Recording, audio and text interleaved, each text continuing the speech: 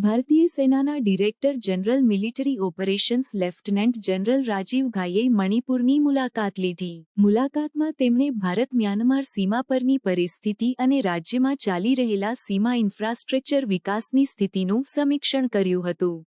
Lieutenant general ઘાઈએ IMB પરની સુરક્ષા પરિસ્થિતિનું મૂલ્યાંકન કર્યું અને સીમા પરના ઇન્ફ્રાસ્ટ્રક્ચર પ્રોજેક્ટ્સની પ્રગતિની સમીક્ષા કરી.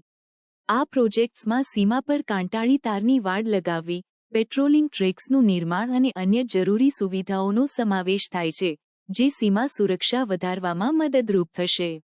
મણિપુરના મોરે વિસ્તારમાં 9.214 કિલોમીટર લાંબી સીમા વાડનું નિર્માણ પૂર્ણ થયું છે અને સીમા સાથે સમાંતર માર્ગનું નિર્માણ કાર્ય ચાલુ છે. આ પ્રોજેક્ટ્સનો હેતુ સીમા સુરક્ષા મજબૂત બનાવવો અને ભારત-મ્યાનમાર વચ્ચેના અયોગ્ય પ્રવેશને રોકવો છે.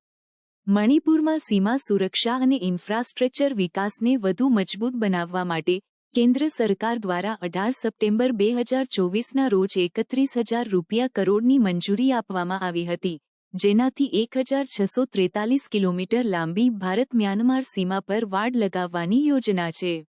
આ પ્રયાસોનો હેતુ સીમા પરની સુરક્ષા વધારવી અને અયોગ્ય પ્રવેશને રોકવો છે.